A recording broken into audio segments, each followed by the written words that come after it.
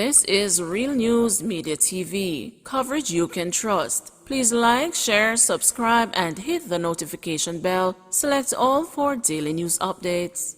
Good morning, my Real News Media TV family. Thank you so much for tuning in this morning, and I'm wishing for everyone a wonderful and a blessed Sunday. And in the news this morning for May 28, 2023, man hospitalized after gun attack, home set ablaze in St. Elizabeth. A man was rushed to the hospital on Saturday after being attacked by gunmen at his home in Goshen, St. Elizabeth. It is reported that the man, who was shot several times, pretended to be dead in an attack, which saw the gunmen also reportedly set his home ablaze before making their escape in a waiting motor car. Emergency responders who were alerted to the incident arrived on the scene shortly after 1 p.m. The one-bedroom home was destroyed by the blaze. Ganja man charged with breaches of the Firearms Act. 21-year-old Leon Pulchon, otherwise called Ganja Man, a farmer of Cornwall District, Hertford in Westmoreland, is facing several charges following an incident in Cornwall District in the parish on March 1. Pulchon was arrested and charged with shooting with intent, possession of a prohibited weapon, and using a firearm to commit a felony after opening gunfire on a man he had a dispute with. Reports are that about 10:30 a.m., the complainant was at home when he and Pulchon had an altercation. Pulchon left and returned shortly after with a firearm and opened gunfire in the direction of the complainant, who managed to escape unhurt. Pulchon then fled the scene. A report was made to the police and an investigation launched. Pulchon turned himself in to the Savannah Lamar police on Friday, May 26, and was charged after a question and answer session. His court date is being finalized. Trelawney's grant molds a stipend for JPs. Businessman Kenneth Grant, who is president of the Trelawney Lay Magistrates Association, has called for justices of the peace to be given a stipend for expenses incurred in providing their services, noting that all JPs are fully aware when they sign on that their services would be voluntary. Grant, in an interview with the news, said that they are sometimes required to dig into their own pockets to ensure that they can fulfill the mandate of their office. When I go to court, I perform the duty of a judge. If I have a business, I have to close it down for the day, said Grant. When I visit the police station to act as a lawyer, when an accused is to be involved in a question and answer, that requires anywhere up to 3 hours away from my business, and I am losing money. In speaking to a recent situation that caused him to be away from his position and in an unplanned situation, Grant said it caused him to start thinking that there was justification in the call for JPs to get a stipend. I was present at a question and answer for an accused person. The High Court judge summoned me to court, and I had to close my business to go to court. I also had to buy meals for my driver and myself. All this cost, including traveling, was borne by me. This kind of work should attract a stipend, said Grant, who made it clear that he was not speaking as president of the Trelawney Lay Magistrates Association. In a May 2022 statement, another JP, Ian Forbes, the Custos of St. Andrew, expressed the views that differ from that of Grant. According to him, the services offered by justices are free, and they should not seek to solicit or accept a payment for their services. Justice Minister Delroy Chuck, who has strongly denounced the JPs who are said to be charging for their service, earlier this year reminded JPs that they are expected to offer voluntary services and warned that JPs who do otherwise will be relieved of their commission. It is not a profession, it is voluntary service to the public. If you are offered $1,000 or $5,000, refuse it, said Chuck, who noted that the office of JP is one of high integrity. While not coming down one way or the other on the idea of offering JPs a stipend, Trelawney Custos Hugh Gentles said going the stipend route would require a change in the regulations that govern the operations of JPs. I don't have a straightforward answer. Justices are reminded that it is a voluntary position.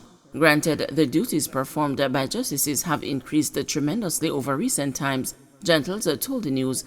I would have to give it serious thought. Right now, I don't want to give an opinion.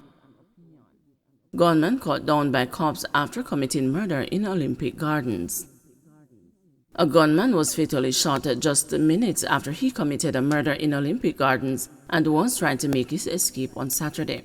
2 other men believed to be cronies of the deceased man were also apprehended during a follow-up operation. Reports are that at about 4:30 p.m., a team of officers was on mobile patrol when they heard explosions and went to investigate. They were challenged by the 3 men. During the melee, one of the men who was armed with a handgun was fatally shot. A firearm was also seized. A secondary operation was conducted, and the other 2 men, believed to be the accomplice of the man who was shot dead, were arrested. Attack in Seaview, gunman carries out home invasion, weapon jams. A 28-year-old man of a Seaview address has been charged with assault at the common law, 2 counts, and the possession of a prohibited weapon stemming from an incident in his community on Friday, March 24. Reports are that about 10:45 a.m., the man identified as Adrian Allen, laborer of the Kingston 11 community, forced his way into a house and reportedly pointed a firearm at the 2 complainants and attempted to fire.